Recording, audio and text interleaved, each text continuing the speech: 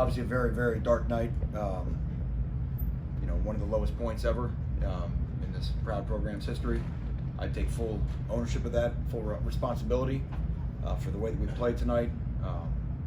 We did nothing to give ourselves a chance to win the football game. Turnovers, penalties, red zone, third down defense. The things that good football teams do, we could not do. There was a, you know, we had challenged our guys all week.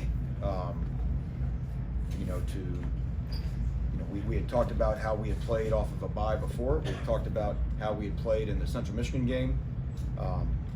And obviously the lesson was not taught, and that goes on to me, because there's something that we had to, it just didn't happen, and I've got to take the responsibility for that. What I did tell the guys in there is 2 years ago, Troy went to Baton Rouge and beat LSU, who right now is the #1 team in the country. So things can change. But it needs to change. It can happen, but it's got to happen within, and it's got to start with myself. It's got to start with the coaching. We've got to do a lot better job of coaching our guys, and we are so fortunate we have another opportunity in 7 days up in Durham against Duke. So with that, I'll open up for questions. When you say it has to change, what has to change? Well, we have to look at the film, and we have to check. It could be. I mean, it could be. I mean, everything is under review. Everything is under review. You know, what we're doing, how we're doing it. You know, we have to be honest with ourselves in terms of the way we self-assess, because obviously we've seen this year there's been a lot of good things at times, but this performance is obviously as unacceptable as you can have.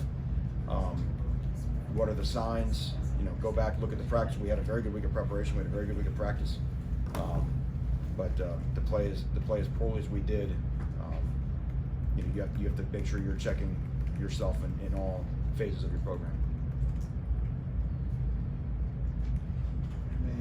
The cramping, obviously, that they were doing to stall plays. Your reaction to that? Did you talk to the officials about that at all? That's been a thing. We've seen that in other games this year. There's nothing the officials can do, because their job is to not deem intent. So I mean, it just is what it is. Manny, we got you on upstairs, so I apologize. But is it anger, shock? What is the prevailing emotion right now for you? Well, just utter disappointment, you know, in just how we played. You know, like I mentioned, you know, whether it was turning the ball over, third down, red zone, penalties, you know, as poor performances we've had all year.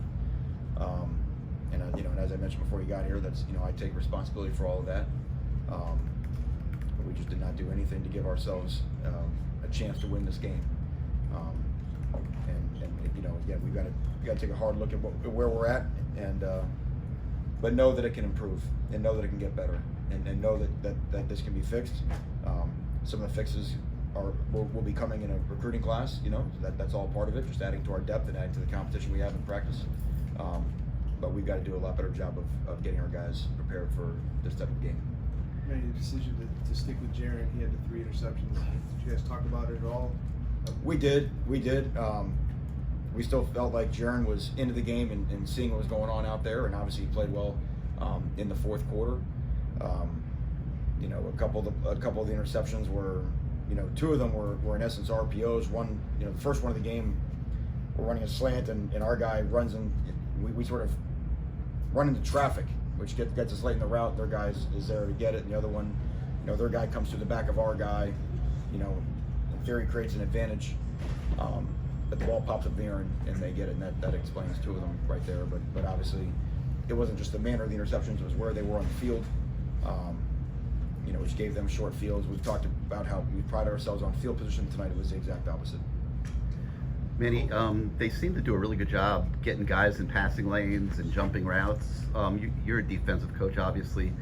What happens when a guy at the level of Butch Davis, he's won Super Bowls as a defensive coordinator, has 2 weeks to prepare for an offense?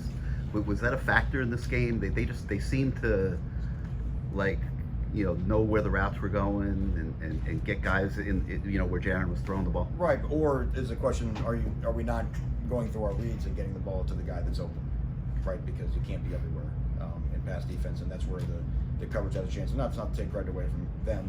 They played well, But there's guys that we'll watch on film and say, oh gosh, just go through the read one more time and we'll see a guy that's, because obviously if they're playing with a bunch of guys soft and off in that intermediate area, then there's always an underneath route that's available. I mean, you guys have a bye week. I don't know what it is, and it's wrong, but you just don't come back like the team you left as. Is there anything you can put your finger on that you're noticing or that you're seeing during the bye week? We challenged. I mean, it was a challenge of this week's practice. I mean, we were aware of it. We talked about it like it was the elephant in the room. We did different things. We didn't practice the same way this bye that we did last bye. And again, just to start the game in the manner that we did was very disappointing. And again, we put ourselves in a hole that ultimately, we were not able to climb out of.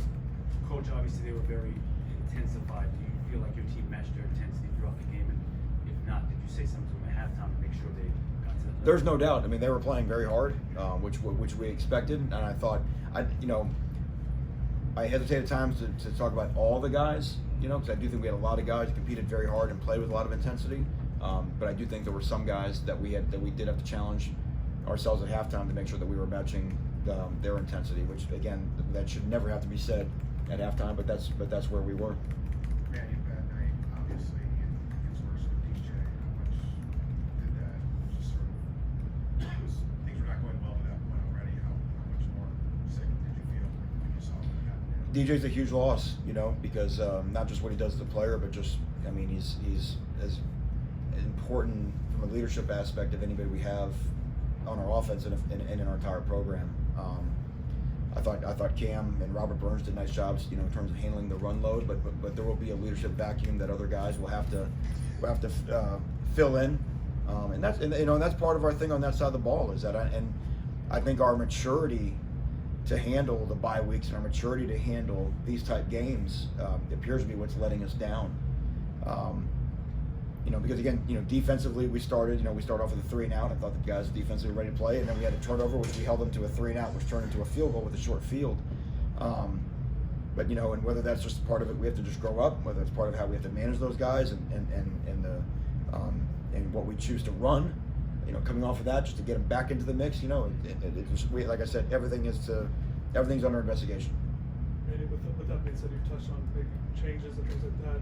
Initial thoughts on what you can do to correct things or to get things going in the right direction? Well, like I said, the first thing what you're going to do is you're going to get in the film room. You're going to watch the film. You're going to watch what's real, right? What's measurable. What are the things that got us today? What players play below their standard? What could we have done to help them? What could we have done differently? I think that's a point as a coach where you always feel like it's our responsibility to put those guys in the best position. So what was our plan going in? What things presented themselves that didn't allow it to work out the way that we wanted to have it work out. So, those hard truths come, the second you press play on the film. Let's do 2 more questions. As bad as things were going, I think it was 16-3. You guys ended up getting the double unsportsmanlike conduct penalty. And then what happened on the coverage in the end zone? He was completely uncovered, I guess. Yeah, their 2 guys were close, and the DBs went in and out, and then they both just chose the same guy, which is obviously catastrophic. But I to your point, the 30 yards of penalties. These were things that we had just gotten away from. We had solidified ourselves as not a highly penalized team over the last 6 weeks of the season, and to have that type of stuff jump in today at critical situations and not fringe guys on our team, older guys, guys that we expected more. But again, that somehow somewhere, I've got to own that because that somehow speaks to our preparation. That you're in a, somehow there's a mental mindset that we challenged our guys that would be there, and the disconnect, I've got to own that. Manny, that when the noise gets cranked up in this town, it can be vicious. How do you prepare yourself for what the outside will say? Yeah, we just have to focus on what's real and just got to get to work to get it fixed. The noise is deserved. We have to get this fixed, but the key is that it's fixable, and that's my point. That's why I go back to like the LSU example, and I'm not trying to rationalize what happened, but it does happen. It does happen. It is fixable, and the solution is in that locker room. The solution is in the building, and we just have to do a better job because we've seen the signs this year when it's gone right, and what can be. And we have to make sure that we build on that. But we have to look very hard at why what happened tonight happened. Great. Thank you, everybody. Okay, thank you.